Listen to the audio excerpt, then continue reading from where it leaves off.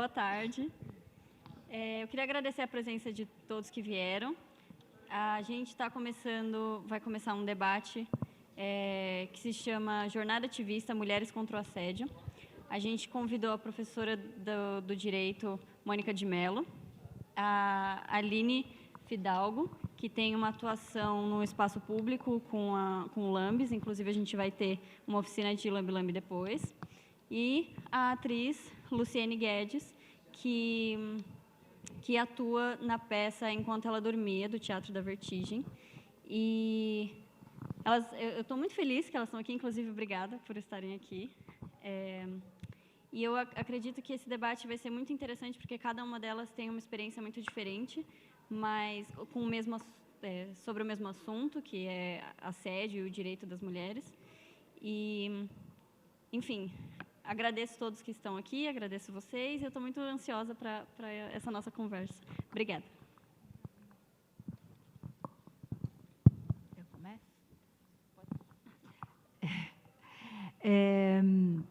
Bom, como é uma conversa, eu vou procurar ter uma fala curta, né, para que a gente possa realmente depois conversar e acho que é importante ouvir vocês, ouvir as impressões de vocês, o que está acontecendo, o que vocês pensam sobre esse tema do assédio. E, para iniciar aqui a nossa conversa, a minha fala, vou contar um pouquinho de um documento que a gente fez na Faculdade de Direito, aqui da PUC, né? Eu sou professora lá na Faculdade de Direito, professora de Direito Constitucional, e há 3 anos a gente passou também a oferecer uma disciplina optativa para os alunos do 5º ano, uma disciplina aberta, né, para alunos da universidade, sobre direito e gênero. Né, e eu faço parte também de um grupo de pesquisa, e esse grupo de pesquisa, com vários professores, é um grupo de pesquisa também sobre direito, discriminação de gênero e igualdade. Então, a gente tem ali na faculdade tratado dessas questões, né, relativas ao gênero, ao assédio, e procurado também falar disso de uma forma interdisciplinar. Eu acho que é importante frisar que esse não é um tema só do direito, não é só uma questão legal, né, envolve também o direito, envolve as leis, envolve a questão jurídica, mas envolve também uma mudança de mentalidade, envolve acolhimento, né, envolve falar desse assunto e mudar, né, esses padrões discriminatórios e estereotipados, né, em relação ao papel das mulheres na sociedade. Então, é um tema que está aberto à universidade como um todo, né? Importante também frisar, acho que um outro ponto, nós produzimos lá na faculdade um documento, tem algumas cópias aqui nessa mesa, depois vocês podem pegar e ler, e a gente pode conversar mais detalhadamente sobre ele, mas esse documento ele se chama Diretrizes sobre Assédio Moral, Sexual, Discriminação e Desigualdade na Faculdade de Direito da PUC de São Paulo. E é uma proposta que foi elaborada por parte do grupo de pesquisa de Direito, Discriminação de Gênero e Igualdade. Então, acho que o primeiro ponto fundamental, esse documento, ele só foi elaborado porque chegaram, né, e chegam a nós denúncias de casos de assédio sexual ou moral na universidade. É claro que a universidade ela está inserida, né, num contexto social, então a universidade ela não está imune a ter casos de assédio moral ou sexual, a ter episódios de discriminação e de desigualdade, né? Então, ela também, inserida como ela está na sociedade, ela também sofre dessas mesmas questões, desses mesmos problemas. Eu acho que o primeiro passo é não fingir que isso não existe, né? Então, o primeiro passo, existe o assédio, inclusive na universidade. Então, o primeiro passo é não silenciar, né, sobre isso. E aí, acho que o passo seguinte é a gente passar a debater, a discutir esse assunto, a acolher e receber esses casos, né, e ter canais muito claros, né, de encaminhamento desses casos, dessas denúncias, né, porque a gente sabe, e isso é comum, isso acaba acontecendo, a mulher, né, o primeiro que o assédio, né, normalmente, não é que não possa haver assédio, né, por parte de uma mulher em relação ao homem. Pode haver, né, em tese pode haver. Só que, estatisticamente, a gente sabe, né, que as vítimas de assédio são, na sua maioria, mulheres, né? Então, são as mulheres que acabam sofrendo o assédio sexual ou moral. Né? E por que ele acontece? Né? Por que o assédio acontece? Ele acontece porque nós acabamos reproduzindo, né, na sociedade, aqui na universidade também, a discriminação de gênero. Né? A gente acaba reproduzindo padrões discriminatórios em relação às mulheres. Né? Nós acabamos reproduzindo nas nossas relações padrões de desigualdade, de discriminação, e não só, né, em relação às mulheres, né, mas com todo um outro viés também, né, de raça, de etnia, né, de origem, de classe social. Né? Quando nós começamos a elaborar as diretrizes, né, o foco inicial eram as mulheres. E aí, nas discussões que nós fizemos, a gente percebeu e recebeu denúncias de discriminação de bolsistas da universidade, de pró-unistas da universidade, de funcionários, de funcionárias. Então, é uma questão que perpassa o gênero, mas não só o gênero, né? Perpassa outros também fatores, outros tipos de preconceito. Então, nós ampliamos, né, as diretrizes, né, e a ideia é que ela se espalhe pela universidade, né, ela não é propriedade da Faculdade de Direito, mas ela é um primeiro passo, uma primeira discussão que surge lá e que a gente espera possa ser propagada, né, por todas as outras faculdades e para a universidade de maneira geral. Então, o assédio, né, ele se caracteriza por essas diversas formas de desrespeito, né, de discriminação, né, e muitas vezes de uma forma muito sutil. Né? Às vezes é algo muito claro, mas às vezes é algo tão sutil que só quem sofre acaba percebendo. E não é menos grave, né, o assédio que é sutil, ou ele é uma piada, ele é assédio também. Existe um documento, né, internacional, que é a Convenção para a Eliminação da Discriminação de todas as formas de discriminação contra a mulher, e um outro, que é uma convenção que trata da violência contra a mulher, do combate à violência, né, que diz que é direito de todas as mulheres uma vida livre de violência, né, livre de violência e livre de discriminação.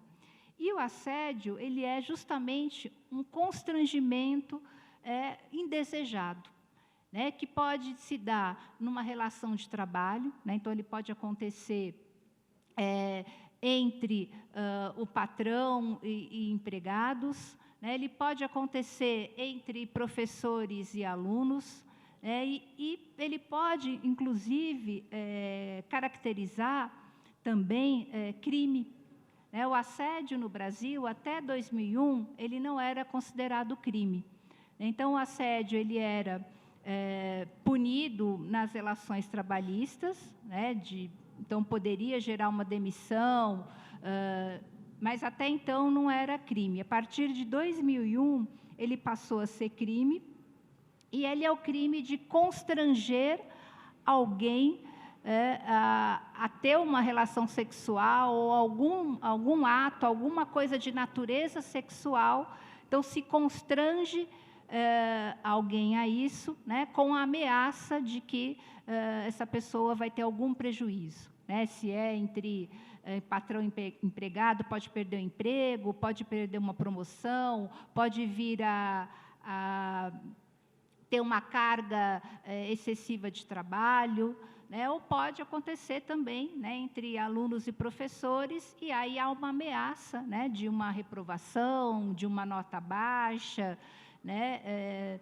Então, pode acontecer também. Então, o assédio, ele pode ser considerado crime, né? E ele tem ali uma pena, está no Código Penal, tem uma pena mínima de 1 a 2 anos. Né? Mas, para além dessa questão criminal, né, a gente entende, e o grupo entende, que é fundamental que a gente possa investir em educação. Né? Porque o assédio ocorre porque justamente há discriminação de gênero e nós não falamos sobre isso. É uma discriminação que acaba sendo naturalizada, né, como se fosse parte da sociedade, como se sempre fosse assim. E a discriminação de gênero, ela é cultural e social, ela é aprendida. Né? Ela é aprendida desde que a gente é criança, né? Desde que a gente é pequenininha, e é socializado para desempenhar determinados papéis. Né? Então, a gente é socializada para se vestir de determinada forma, para ser feminina, né? Para usar rosa, para brincar de casinha, né? Para ser mãe, para ocupar só o espaço doméstico, né? E aí a gente viola essas regras, né? Estamos aqui na universidade, a gente vem estudar, a gente quer ter uma profissão, né? E isso faz o quê? Isso ele agride, né, esse sistema que é todo, né, organizado para que a mulher não ocupe esses espaços. Né? E aí, quando ela resolve ocupar esses espaços, né, quando ela resolve ter projetos de vida, ela acaba sofrendo assédio, importunação, né, diversas outras questões. Então, acho que é fundamental falar sobre esse problema, né, a gente não pode deixá-lo invisível ou silenciado, né, acolher as mulheres, né, que acabam sendo aí revitimizadas quando resolvem denunciar, né, ter, acho que um recado aqui muito claro, né, para todos, que não é algo aceitável. Né? O assédio sexual ou moral, ou atos discriminatórios, preconceituosos, não são aceitáveis, não são toleráveis, né? E vão ser, né, tem que ser debatidos, tem que ser expostos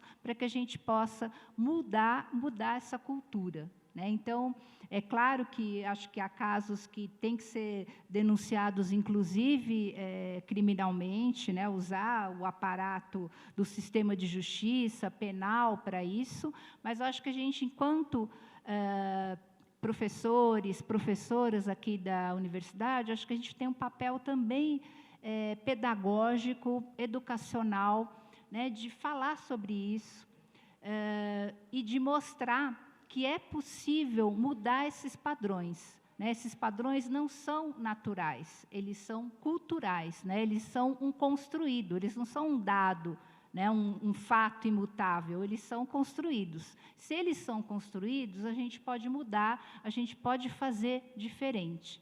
Então, por isso, acho que a importância hoje dessa roda de conversa, de a gente perceber que é possível, sim, ter um ambiente livre de assédio sexual, de assédio moral. E que, para que isso aconteça, a gente não pode silenciar sobre isso. Acho que é isso. Obrigada.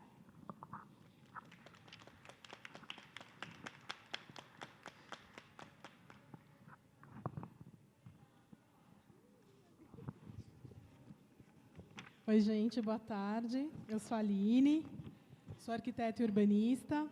Eu trouxe algumas coisas aqui para tentar somar no debate, eu queria fazer uma sugestão, não sei se a Vitória concorda. Em seguida, a gente tem uma oficina de lambe-lambe, né?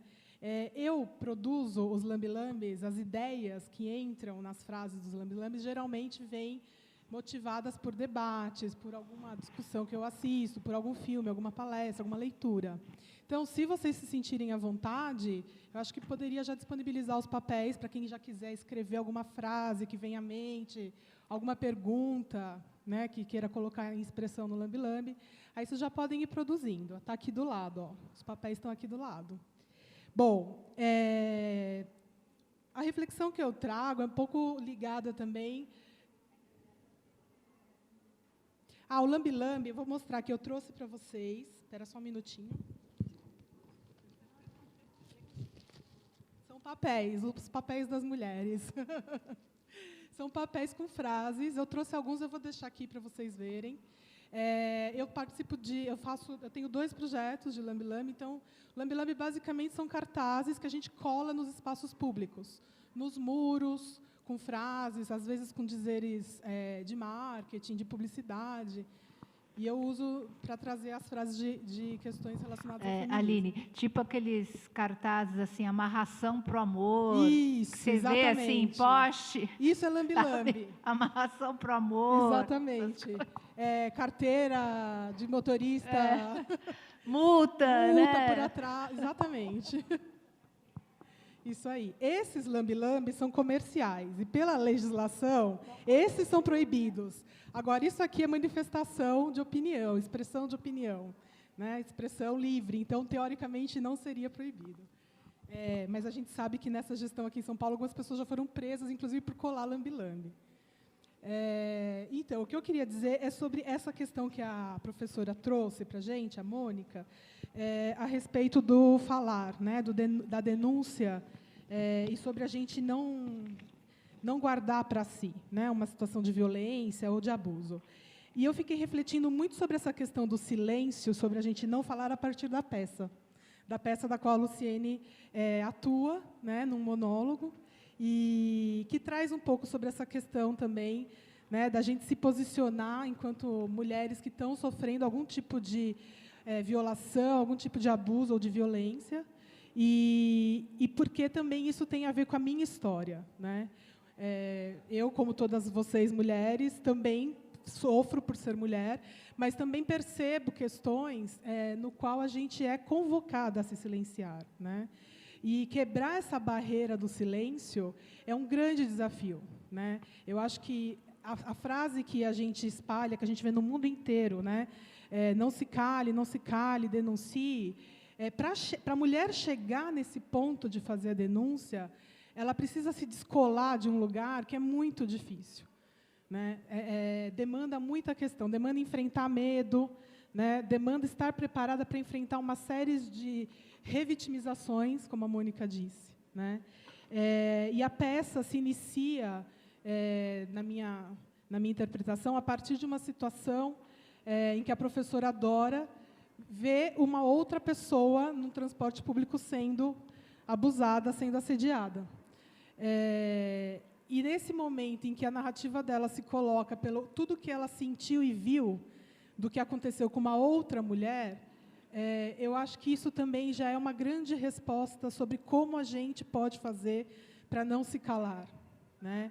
Às vezes a gente se cala por nós, mas talvez seja mais fácil a gente não se calar pela outra. Só que, ao mesmo tempo, pedir para que todas as mulheres não se calem também pode tangenciar alguma lógica de opressão. Porque a nossa construção social e comportamental é para que a gente se esconda, é para que a gente se exclua dos espaços públicos, para que a gente se omita, para que a gente se adeque para se encaixar em algum outro tipo de padrão que não o nosso, né? Então, eu acho que nessa cena inicial já coloca um pouco essa questão de como é esse gesto de uma mulher que vê uma outra mulher numa situação de vulnerabilidade, de assédio, de risco, e se posiciona, e toma uma atitude, e cria milhões de outras reflexões a partir disso. A minha história vem um pouco daí também, né? Esse projeto de lambe-lambe que eu vou mostrar para vocês, ele nasce de uma história que começa num gesto de sororidade. né? Então, eu não vou entrar nas particularidades da origem do projeto, mas só para vocês entenderem, esse projeto trata de 3 assuntos principais em relação à questão das mulheres. A questão do feminismo em si, sobre a sororidade, né, sobre como a gente pode se fortalecer e sobre relacionamentos abusivos. Porque ele nasce de uma história de um relacionamento abusivo, né? Agora, a gente sabe que isso é uma vertente, né, de todas as opressões das quais a gente vive, das quais a gente passa. E eu acho que dá para fazer vários links com o que eu assisti na peça e com o que a Mônica está falando aqui. Então, eu acho que, para conseguir chegar nesses lambi-lambis, que é uma voz que a gente coloca nas ruas, demandou muitas outras reflexões e muitas outras atitudes e quebras de padrões antes dos lambi-lambis estarem prontos. E eu quero dizer com isso também que esse gesto da gente se solidarizar com outra mulher é muito importante. É o que nos faz conseguir, muitas vezes, sair de uma situação de abuso, né? Pode ser físico, ele pode ser psíquico, psicológico, ele pode ser uma manipulação no trabalho, mas é nesse momento que a gente se desarma dos julgamentos em relação a uma outra mulher que a gente consegue fazer o papel da escuta. E isso é muito importante. Quando a gente fala sobre a denúncia ainda, e sobre a questão do silêncio, é isso que a gente está vendo num processo histórico. A gente está vendo que os números de denúncias e de ocorrências vêm aumentando. E a velha questão elas estão aumentando ou as mulheres estão falando mais, né? A gente sabe que existem muitas reflexões e trabalhos acerca disso. Mas eu queria falar sobre uma outra questão, que é o que acontece com a gente depois desse primeiro passo, né? O que acontece com a mulher depois que ela resolve fazer a denúncia, né? E para além, talvez, até das questões da revitimização. A gente entra numa... Toda vez que a gente sofre uma ameaça ou uma violência, eu entendo que 3 reações são possíveis a partir desse gesto, né? Que a gente é limitada por algum motivo. Ou a gente entra num processo de congelamento e a gente não consegue reagir em relação a essa violência, ou então a gente entra num processo de fuga, né, de não enfrentamento, ou uma terceira opção ainda é, de fato, o enfrentamento, né, de fato, se colocar à frente deste problema.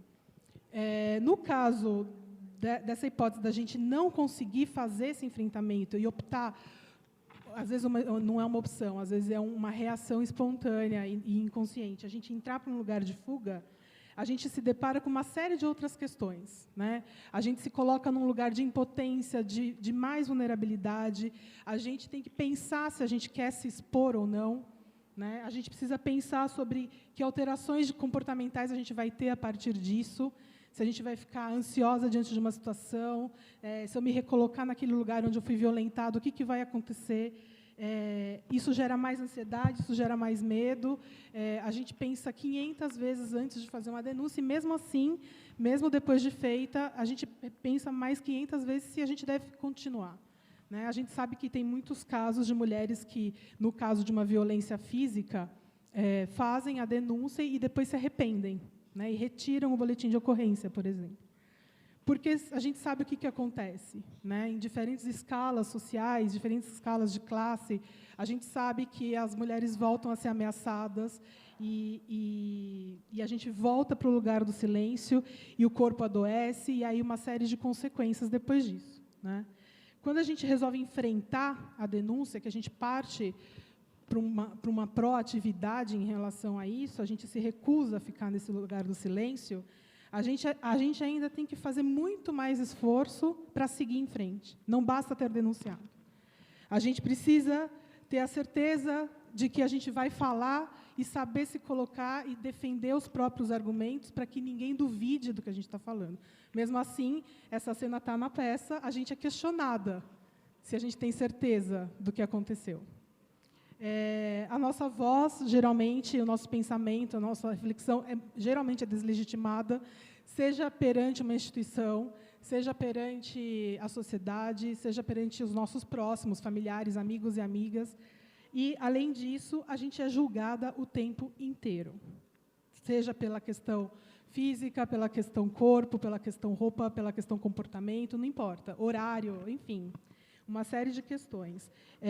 E em todas essas situações que eu coloquei, a gente ter essa rede de apoio, pelo menos pela minha história, pela minha experiência, é o que mais me fez me manter nesse lugar, de continuar acreditando que é preciso lutar, que é preciso resistir, que é preciso não se calar. Mas é muito cansativo. E a gente precisa entender as mulheres que não querem falar sobre isso, as mulheres que não estão a fim de fazer a luta, que não querem entrar na luta. É nosso direito também, a gente precisa ter esses poderes de escolha. E, por fim, falar um pouco sobre a questão do que é estar nos espaços públicos, né? E entra também nessa questão dos lambes. Ocupar os espaços públicos também é uma afronta, né? Como a Mônica falou, é isso, a hora que a mulher resolve sair de casa, né, e não assumir esse papel que foi dado numa construção histórica de que o nosso lugar é em casa, dentro de casa, e ligada aos afazeres domésticos, é quase uma afronta, né, para essa estrutura patriarcal, porque a gente precisa, do momento em que a gente põe o pé na porta de casa, até voltar a ela, a gente está enfrentando situações de opressões o tempo inteiro, né? Então, muito além da simbologia de estar com os lambi-lambis, com uma voz impressa no papel para colar nos espaços públicos, é o que é a mulher estar no espaço público, e não fisicamente apenas, mas politicamente também, né? A gente atuar de uma forma em que a gente ocupe espaços políticos, ideias nossas, artes produzidas por nós, trabalhos acadêmicos produzidos por nós. Não importa a escala, né, do que a gente faça, mas temos o nosso espaço, e a gente precisa que eles sejam visibilizados. E por conta dessa lógica de a gente sair de casa, né, e eu acho que existe também esse paradoxo permanente que está colocado na peça também, que é o espaço de casa também ser o espaço da violência, né?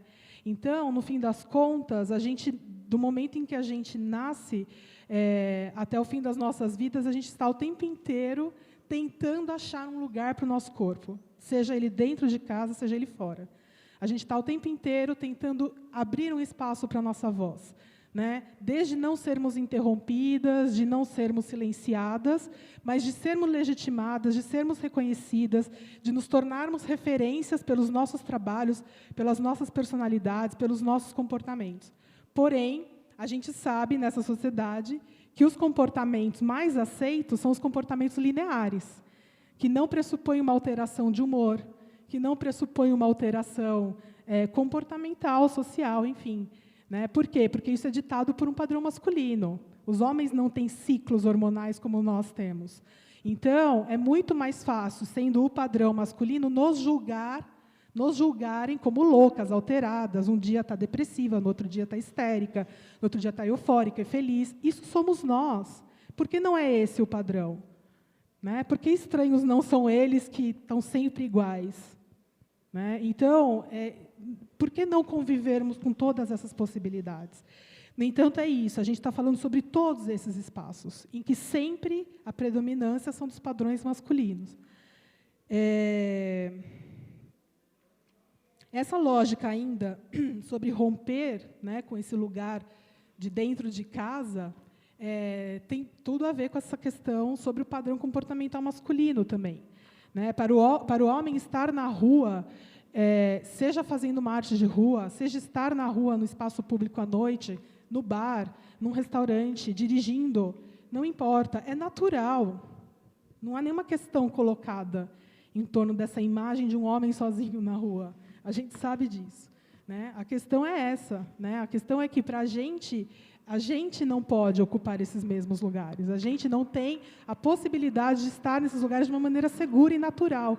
A mulher que sai na rua para fazer grafite, para colar, com roupa curta, sem camisa, ela vai ser sempre criticada da pior maneira possível, julgada.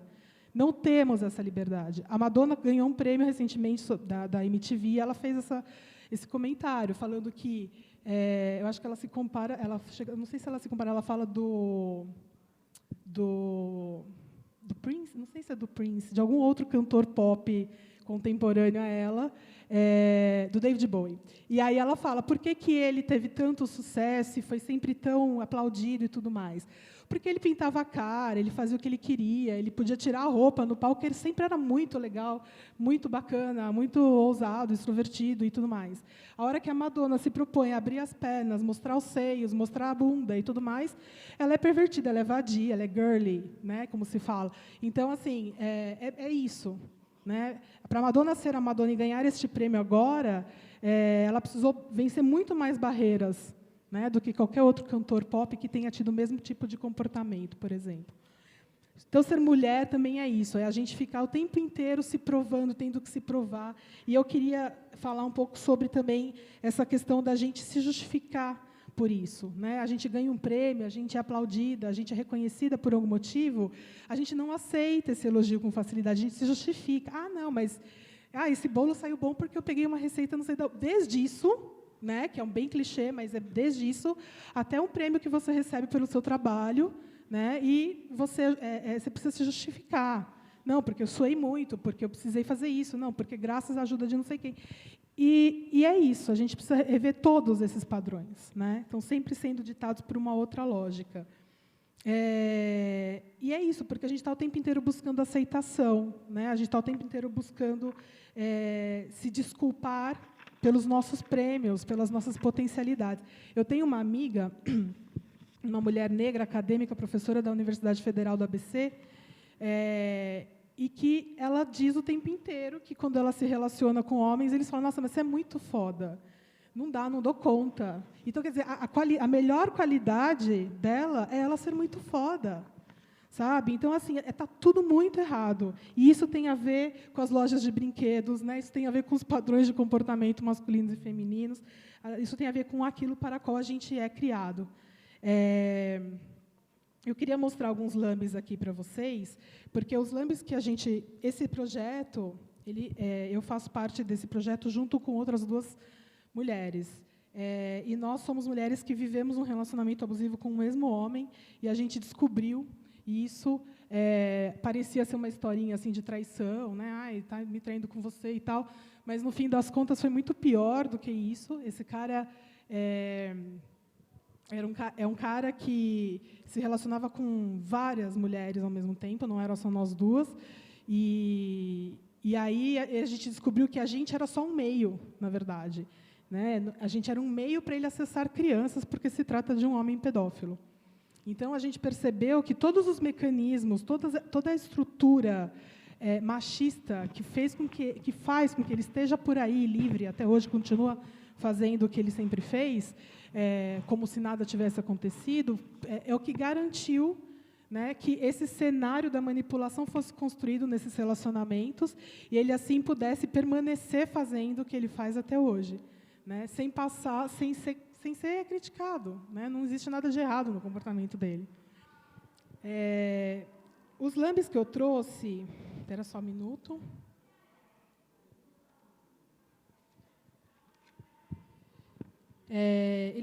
Eu separei alguns para contar um pouco dessa história. Eu vou deixar eles aqui para vocês verem. A nossa história começa justamente como é a peça, né?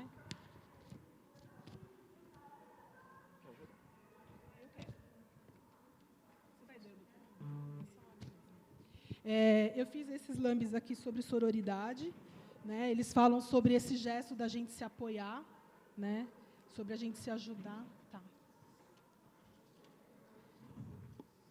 E sobre a gente romper esses silêncios, né? Então, no momento em que a gente se propôs a se conhecer, eu e essa outra moça, que a gente entendeu que era possível uma outra questão muito além da rivalidade, né, partindo de uma história de um relacionamento afetivo, mas que a gente, a partir dessa discussão dos lambes, a gente chegou em outros lugares, né? É o que nos fortaleceu, de fato. Acho que é importante dizer que, para cada frase que a gente coloca nas ruas, a gente pensa muito sobre elas.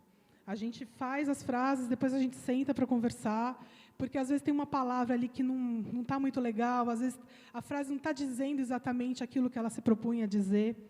A gente se pergunta, mas por que essa frase? Né? Por que sim e por que não? E aí essa reflexão em torno do lambe é muito importante. Aí tem outros aqui que eu separei a respeito dessa questão do espaço público.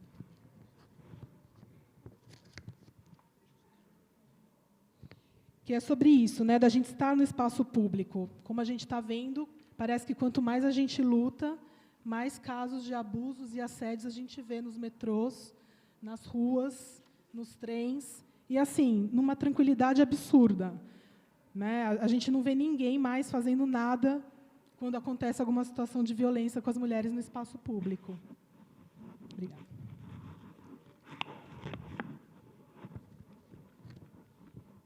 Aqui, mais alguns lambes sobre a questão... Esse lambe eu gosto muito, que diz o seguinte: uma sociedade machista facilmente ignora as marcas e os traumas dos relacionamentos abusivos.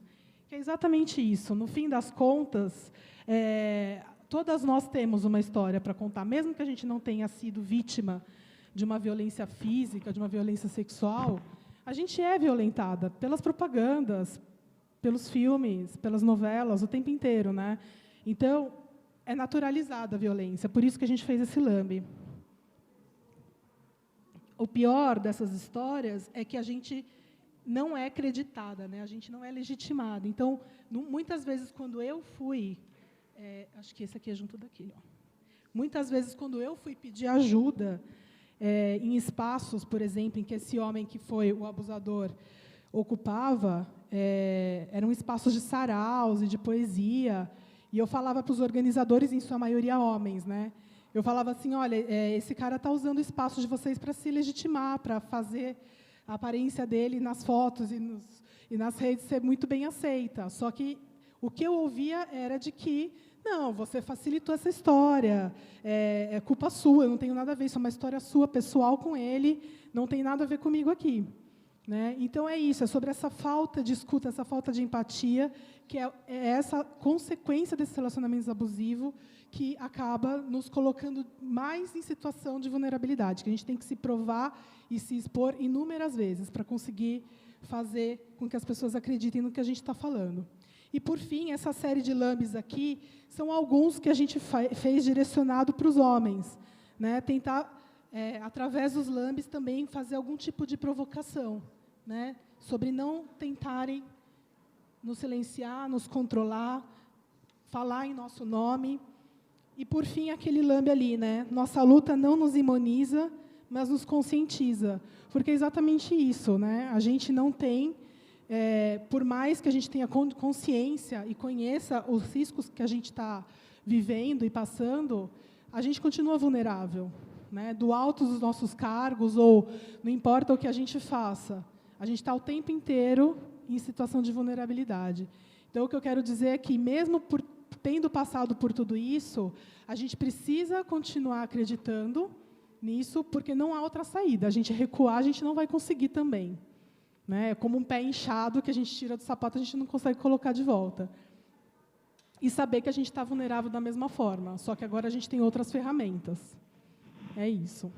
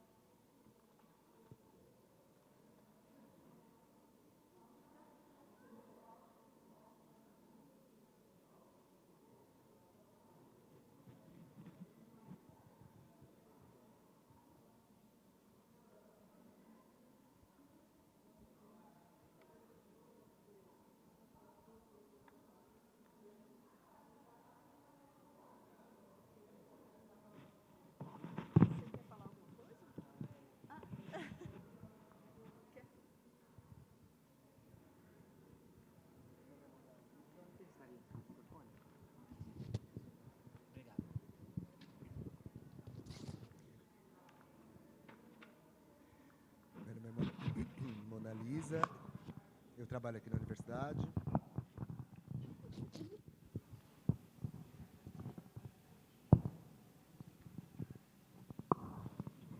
A gente fala desse lugar, né, dos homens que sempre estão julgando as mulheres e falando, também ela pediu, olha a roupa que ela estava usando, olha como ela se maquia, o horário que ela estava na rua. Mas as mulheres também fazem isso, e o tempo todo. E isso é muito estranho, eu queria tentar entender por quê. Por que as mulheres julgam as outras mulheres dessa forma?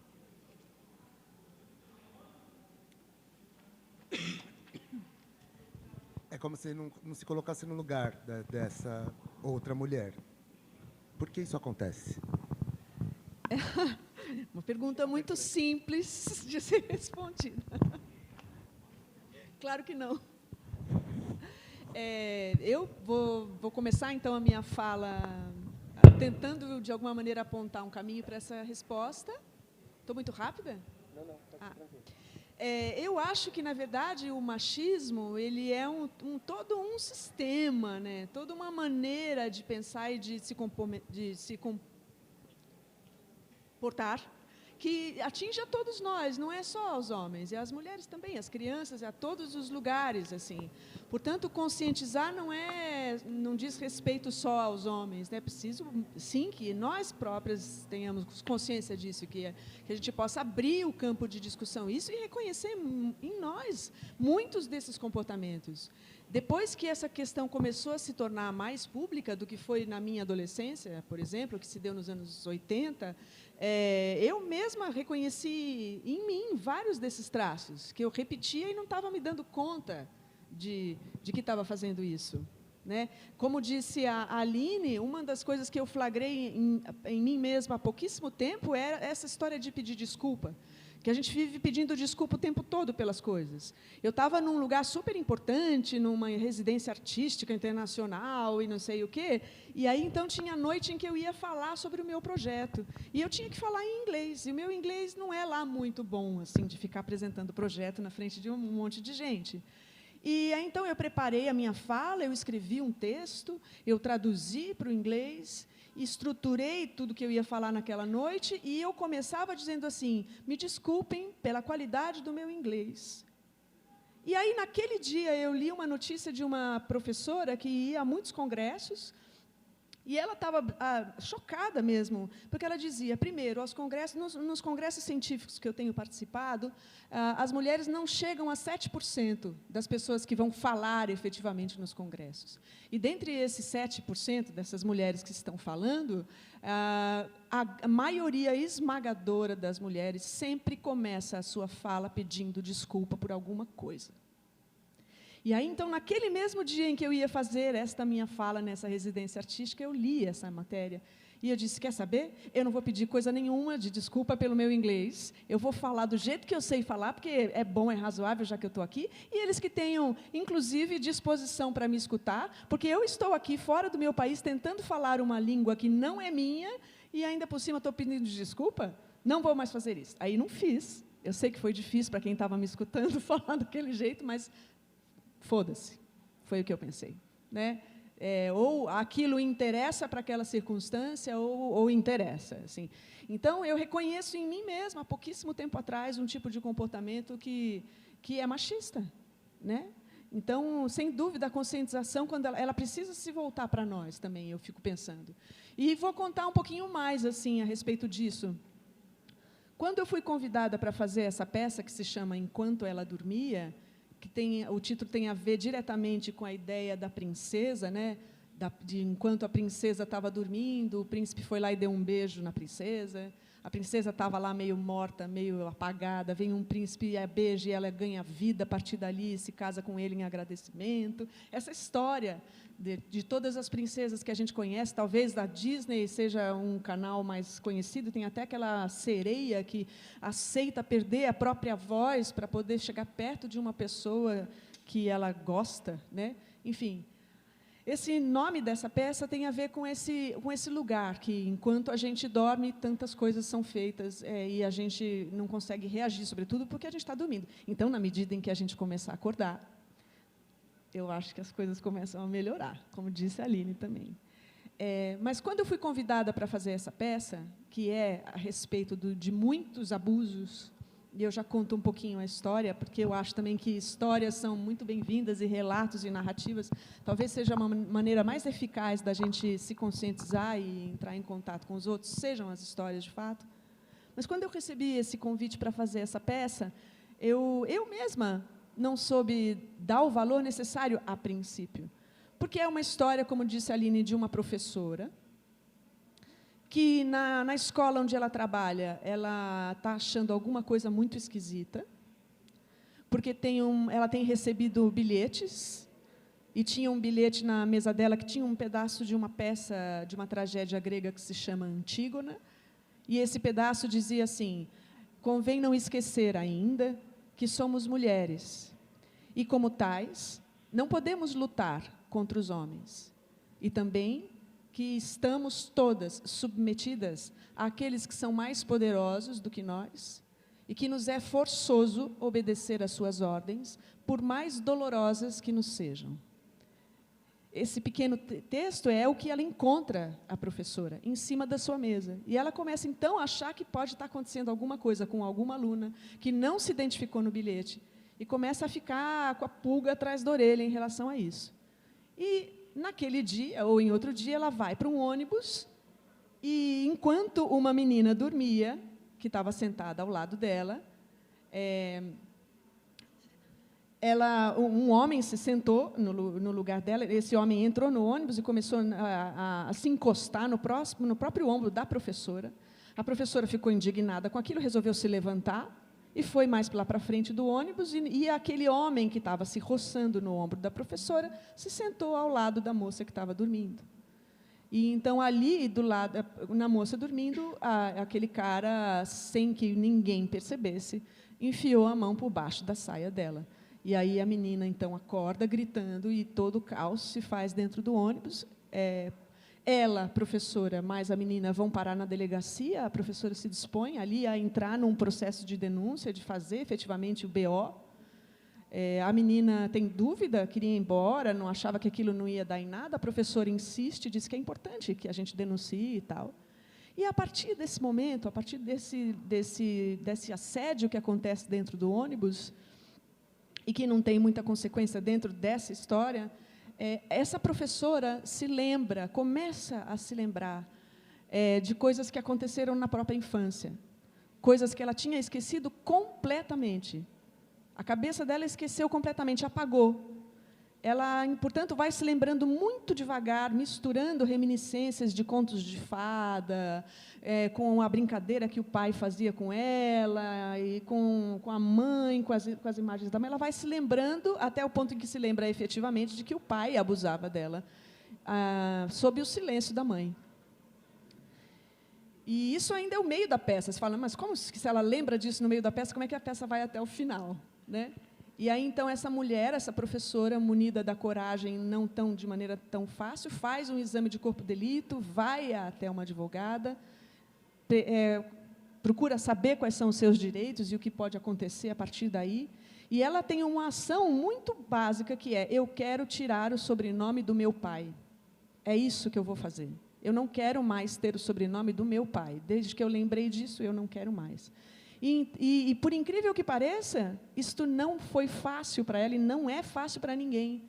Então, ela diz, em determinado momento, na frente do juiz, assim, enfrentando o juiz, ela diz assim: se eu me casasse, eu poderia trocar, podia colocar o sobrenome do meu marido no lugar do meu, sem maiores problemas. Isso seria normal, porque é quase natural que a esposa adote o nome do marido, torne-se parte da família do homem que a escolheu. Isso é permitido por lei. Mas agora, se eu quero, diz ela, se eu quero trocar o sobrenome do meu pai pelo da minha mãe, eu não posso fazer isso, né? E o juiz diz, no final das contas, o juiz vai dizer que não, que você não pode tirar o seu nome. Mesmo sabendo que o sobrenome dela é um sobrenome de um avô que veio da Alemanha para o Brasil e que caçou uma índia para ser sua esposa e a estuprou, e assim foi o início da família dela no Brasil. Mesmo sabendo que esse sobrenome diz respeito a essa trajetória, o juiz não aceita, e ela não consegue trocar o sobrenome dela nessa circunstância. Mas, você vai dizer, o final não é feliz, né? Mas tem uma última cena, e viva as últimas cenas sempre. Ela, como professora, portanto, e, de certa forma, numa posição privilegiada, ela dá aulas de literatura, e ela tem muitas pessoas que passam por ela toda semana. E então ela pode escolher que textos abordar e ela pode falar sobre este assunto com os alunos e perguntar para os alunos, assim como a gente tem vontade de perguntar para vocês, o que é que a gente precisa mudar? O que é que vocês querem que seja mudado e que a gente ainda não consegue mudar? E o que é que a gente pode fazer para que isso aconteça? Não está na peça isso, mas eu enfio lá na peça, não é da dramaturga Carol Pitzer que escreveu, mas eu enfio sempre lá na peça um pensamento que, para mim, faz muito sentido, que diz assim, talvez, numa elaboração rápida aqui. Nós, hoje, só temos aquilo que foi imaginado e inventado por pessoas que vieram antes de nós. Né? É só o que nos resta, é aquilo que fizeram no passado. Portanto, no futuro, talvez a gente só tenha aquilo que nós fomos capazes de fazer, e de imaginar, e de brigar, e contestar, e conquistar.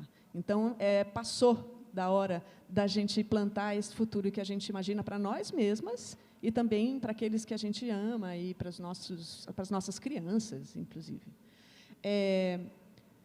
Voltando só ao começo, e aí eu termino a minha fala, porque eu queria muito que a gente pudesse abrir para vocês.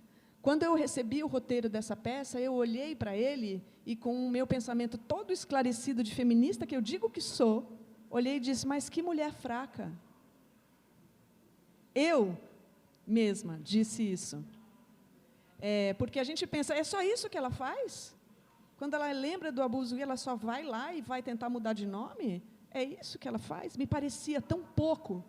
E aí, aos poucos, é por isso que fazer teatro, muitas vezes, nos ajuda muito, porque a gente tem a chance de nos tornarmos seres humanos melhores, se a gente der chance. Estudando o texto e tentando dar a vida àquela personagem tão bacana, eu fui, aos poucos, abrindo os flancos, entendendo o quanto eu mesma não sabia, que estava sendo preconceituosa comigo mesma, em tantas circunstâncias, né? Dando passagem para essa personagem, tentando fazer com que ela fosse uma coisa bonita, para quem viesse assistir, fosse uma mulher que tivesse uma ação capaz de não só se manifestar como vítima, mas também alguém que está da posse da palavra e que tem coragem de ir atrás, mesmo não conseguindo em primeira mão, eu descobri que eu estava menosprezando essa atitude. E que, sim, ir lá e enfrentar um juiz, enfrentar uma lei e tirar o nome, que é a nossa identificação no mundo, era um gesto muito grande. Então, eu, se fosse advogada hoje, eu adoraria, sabe? Eu adoraria ser advogada hoje. Eu não sou, enfim. Vamos lá. Então, eu tenho que trabalhar com teatro, é isso que eu vou fazer. Mas eu tenho muita vontade que a lei se modifique de formas muito sutis, aparentemente sutis como essa, por exemplo. Por que é que eu tenho que agregar? Por que é que eu tenho que carregar o nome, obrigatoriamente, de alguém que eu não quero? E por que eu não posso voltar atrás, se um dia eu carreguei? Por que é que eu estou submetida, ainda como mulher, numa relação de posse, seja do pai, seja do marido, seja de quem quer que seja, né? Então, eu aprendi que essa Dora, essa personagem, ela é muito forte, e o que ela faz é bastante importante, diz, sobretudo, respeito ao nome, ao verbo, que é como a gente se define. Então, eu agradeço profundamente ter passado por esse processo de criação, me transformei, enxerguei em mim mesma muitas incoerências e muita dureza em relação às próprias mulheres, e que hoje eu vejo muita gente muito dura em relação a nós mesmas, assim. E a gente precisa, sim, se conscientizar dessa história, e nós não somos obrigadas o tempo todo a estar nesse fronte, né? Eu vou só terminar com outra coisa, que, às vezes, tem uma coisa que fica muito distante das nossas discussões, quando a gente vai falar de assédio e de abuso e de mulher, que são as mulheres mais velhas. Eu tenho encontrado muitas mulheres feministas, bastante ativas, não sei o quê, e que, no momento em que não percebem, já estão falando mal de uma mulher mais velha, como a bruxa, né, como aquela mulher recalcada, como, nossa, amiga, você está velha, parece que você tem 50 anos. Né? É pejorativo o jeito de falar da mulher velha. Eu acho que a mulher mais velha está esquecida dos debates, ela ainda é considerada alguém que não tem sexualidade, que não merece ser ouvido nesse sentido. Né? E eu acho que eu preciso colocar isso em pauta, assim, porque é muito fácil a gente chamar qualquer mulher um pouquinho mais livre da carga de despertar desejo nos outros, seja tida como bruxa, como malévola, e, sobretudo, nós que somos professoras, assim, isso direto a gente enfrenta essa coisa dessa que mulher chata, que bruxa, que, para não falar outros tipos de nome que vocês devem conhecer muito bem, que a gente acaba repetindo. Queria colocar também essa questão. Uma mulher mais velha não deixa de ser mulher, ela não é menos mulher, porque ela já foi. Não é o desejo que está pautando a feminilidade da mulher, a capacidade que ela tem de despertar o desejo ou não para cima do outro. Isso também é parte, eu acho, do nosso próprio preconceito, que a gente tem mesmo que mudar. E, para mim, o canal mais acessível, assim, mais efetivo, são as histórias, são as narrativas que a gente pode contar do que aconteceu com a gente, do que aconteceu com o outro. Acho que as histórias vão abrindo campo para a gente se reconhecer o outro e tudo mais. E eu prometo que agora eu fecho. Mas uma coisa que falavam muito sobre a peça também, a peça foi muito bem aceita, inclusive eu estou aqui por conta do Pedro e também da Aline, depois terem assistido a peça e acharem que isso dava uma boa discussão. Eu queria ter feito a peça aqui, mas não deu, enfim. Mas uma coisa, a aceitação da peça é muito boa, mas tem uma coisa que as pessoas dizem que ainda me deixa uma pulga atrás da orelha também. A peça é muito boa, né? Que bom que ela é boa, porque ela é delicada. Aí eu fico pensando, o que é esse negócio? Que bom que ela é boa, porque ela é delicada. Será que a gente precisa ser delicado para ser ouvido? Será que é isso? No momento em que a gente abrir mão dessa pretensa delicadeza feminina, será que vão escutar a gente? Esse, para mim, tem sido o maior problema. Obrigada por ouvirem, obrigada por estarem aqui, e acho que a gente pode, então, abrir para as questões que vocês tenham.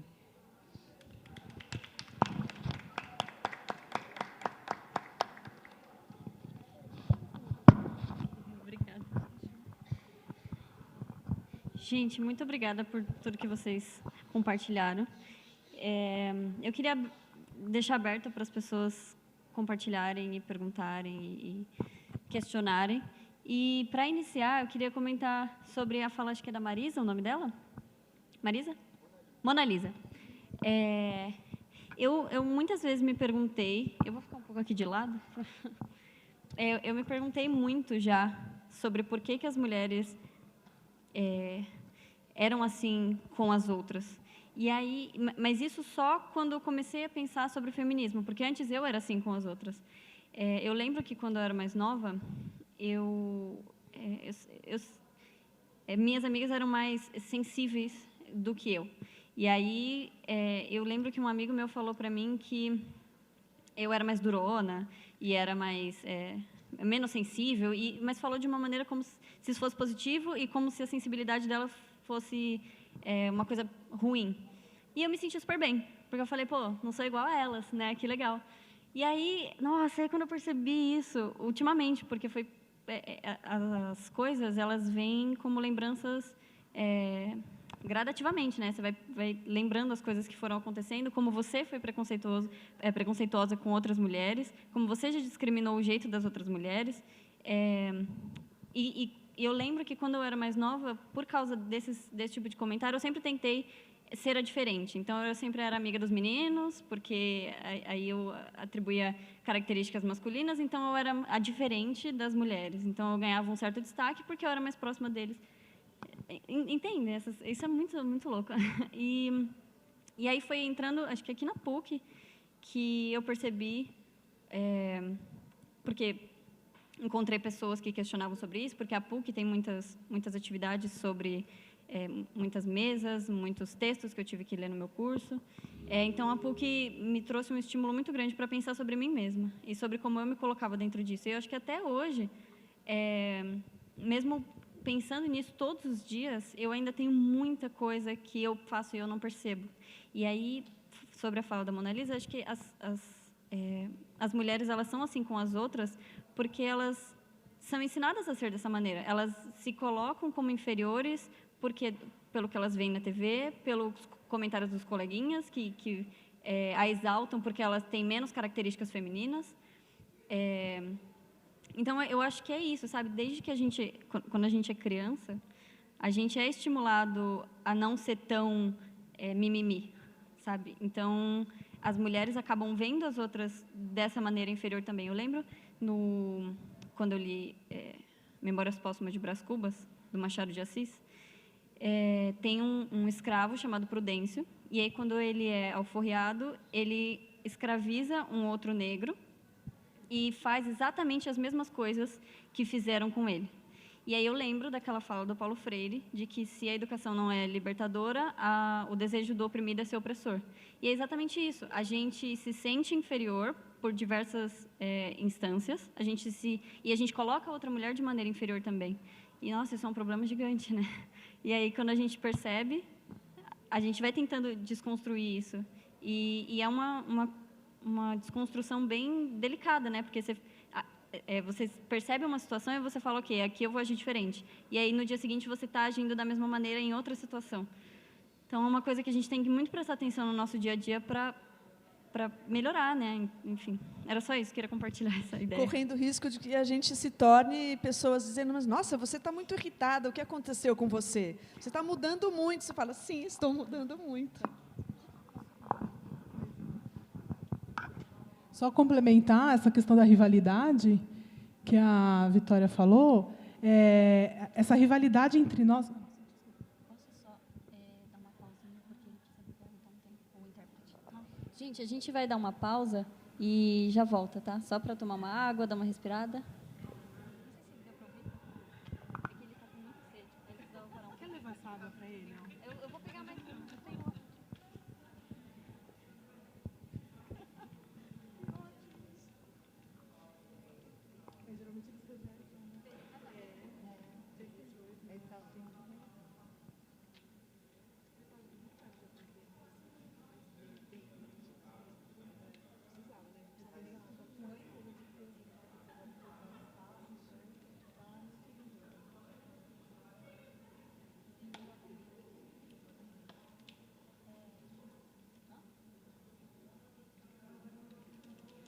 Ele falou que a gente pode voltar, que era só uma aguinha.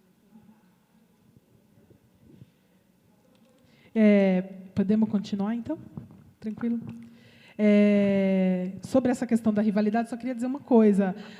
A gente é criada, né, instigada a crescer dessa forma, acreditando nessa pressuposta rivalidade entre as mulheres, mas eu acho que, por trás disso, existe um interesse em manter, né, esse status quo. Acho que interessa as mulheres serem rivais para que os homens mantenham as suas liberdades, né? Que é isso, quando a gente começa a desmascarar pessoas que são abusadoras e expor e fazer denúncias, né, é tanta preocupação dos homens em perder a sua liberdade, até então tão plenamente vivida, que o primeiro recurso é colocar as mulheres em oposição, né? E isso interessa a esse status deles, de liberdade, e interessa porque isso gera lucros também, né? Isso gera lucros, é isso. Perguntem. Desculpa, professora, pega esse microfone. Estou aqui pegando o microfone da professora. Uma amiga, uma vez, ela contou que ela estava com um moço que ela ficava, e aí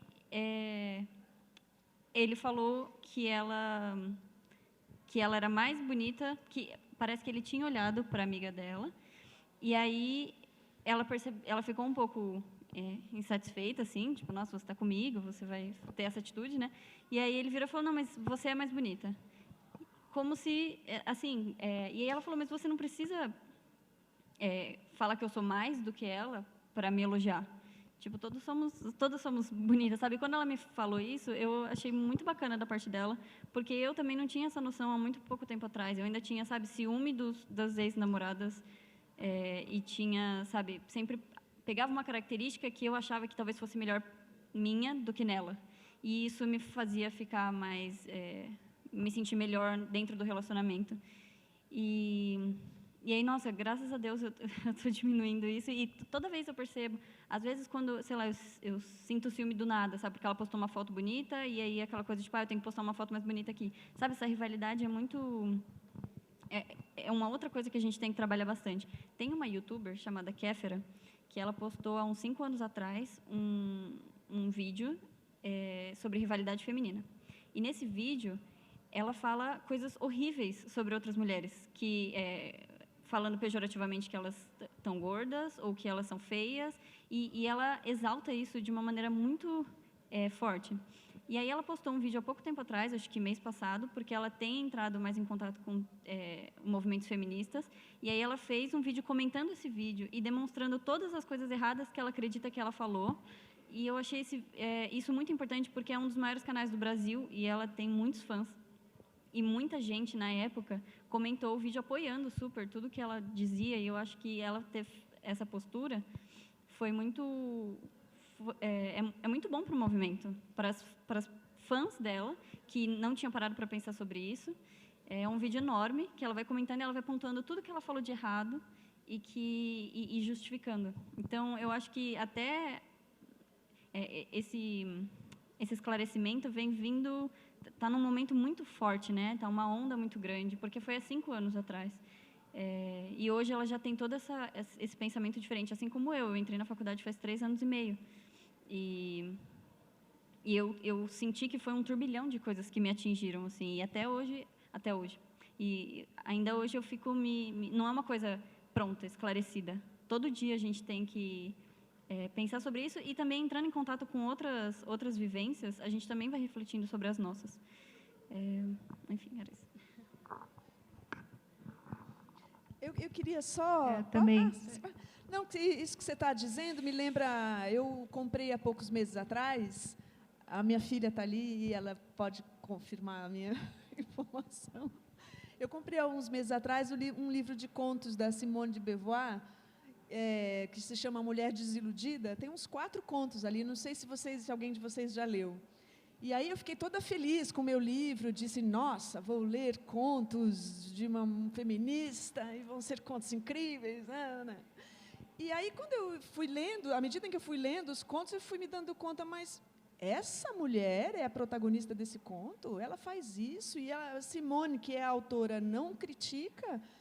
Mas como? Sabe? Aí eu fui começando a perceber que a Simone de Beauvoir não vai criticar aquela mulher que fez aquilo naquele conto. Aquela mulher está existindo ali. Né? Não se trata da gente dizer que ela é ruim, que ela é pior do que a gente, porque naquela situação ela teve determinada ação.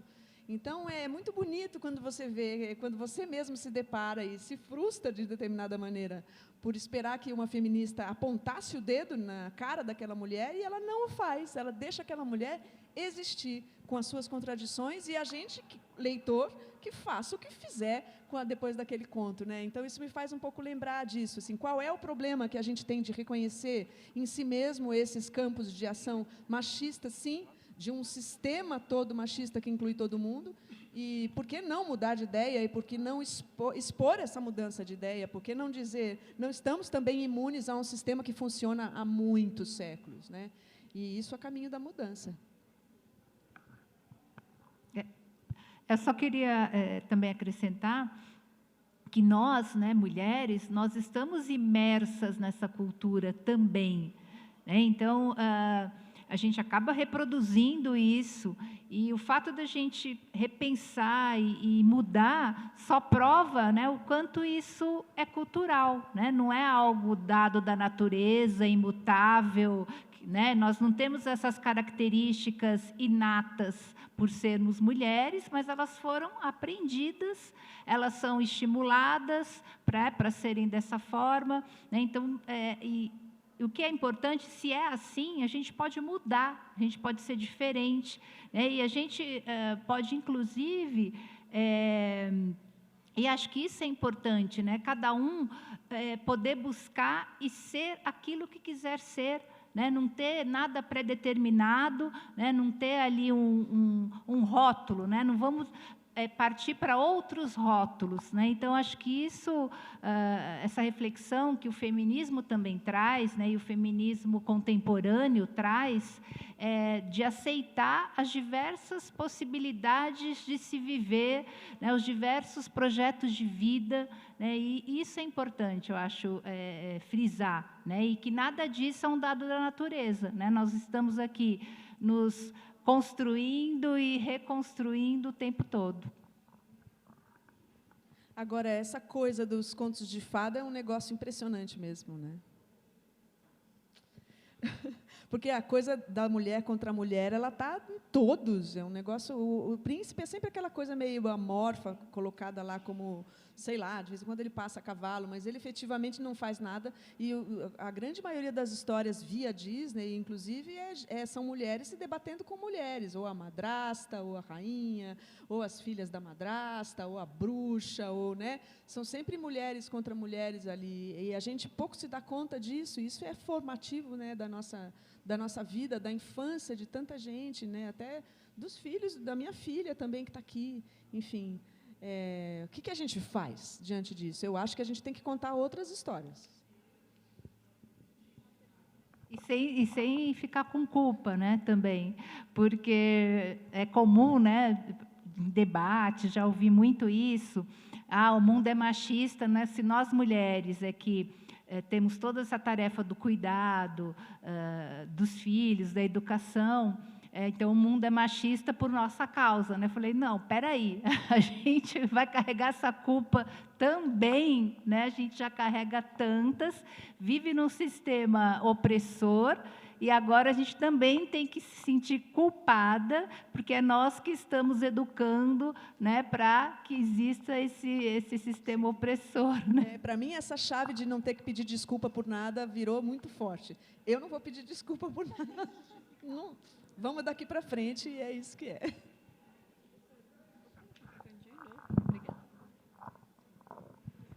Boa tarde.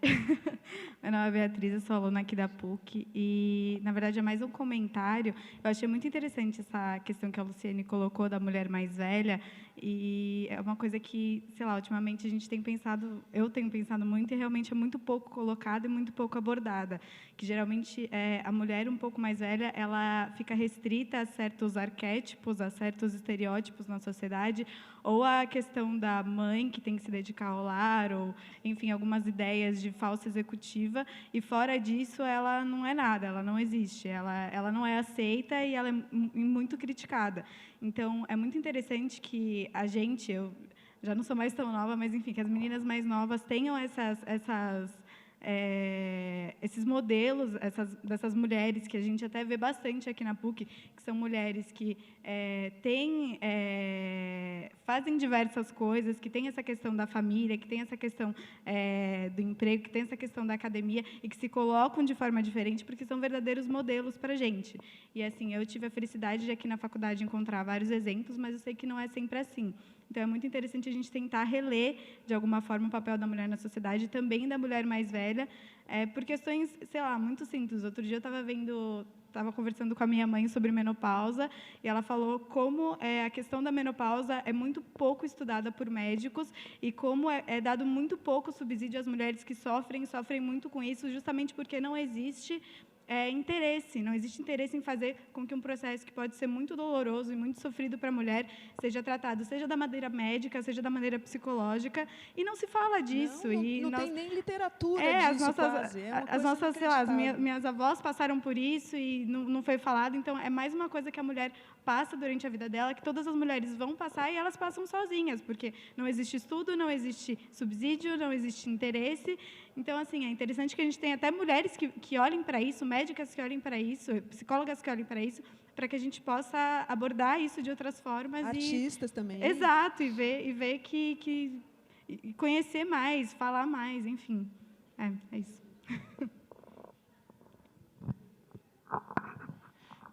Eu lembro de ter lido uma entrevista, não sei se vocês conhecem, a Maria Amélia Almeida Teles, a Melinha, feminista,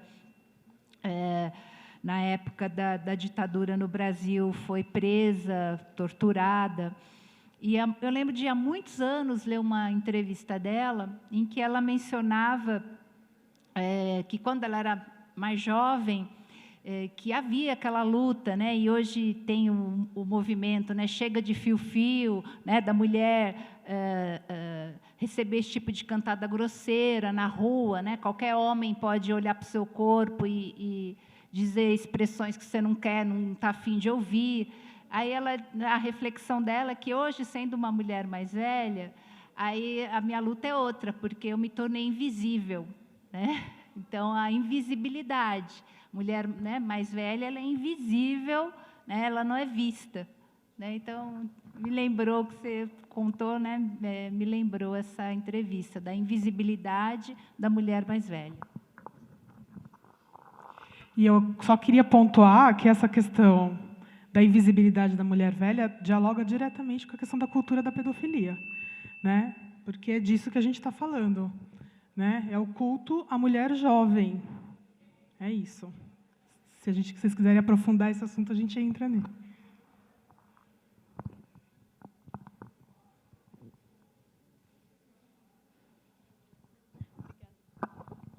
Alguém tem mais alguma pergunta, alguma observação, algo que queira compartilhar com a gente? Acho que a gente vai, então, começar a oficina com a Aline e com todo mundo que quiser ficar. A oficina vai ser aqui, a gente vai produzir aqui, depois vai sair para colagem ao redor do campus. E muito obrigada por todos vocês que vieram. Muito obrigada a vocês. Foi incrível esse momento. E é isso, encerramos então.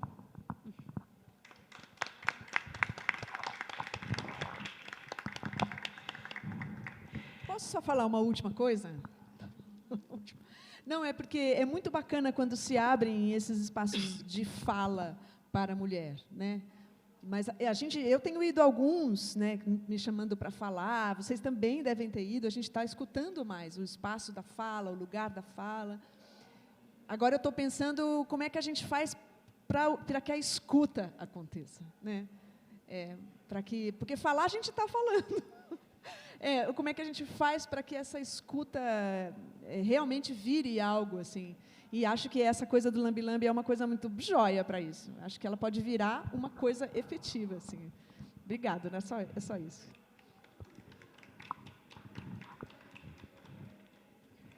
Eu trouxe alguns trechos de um livro para tentar provocar as reflexões. Eu acho que a gente podia sentar aqui em roda, talvez. Como é que vocês acham? Todo mundo já tem papel na mão, né? Porque daí tem mais caneta aqui. A gente já pode ir produzindo. E aí eu queria ir lendo alguns trechos para ir trazendo algumas reflexões.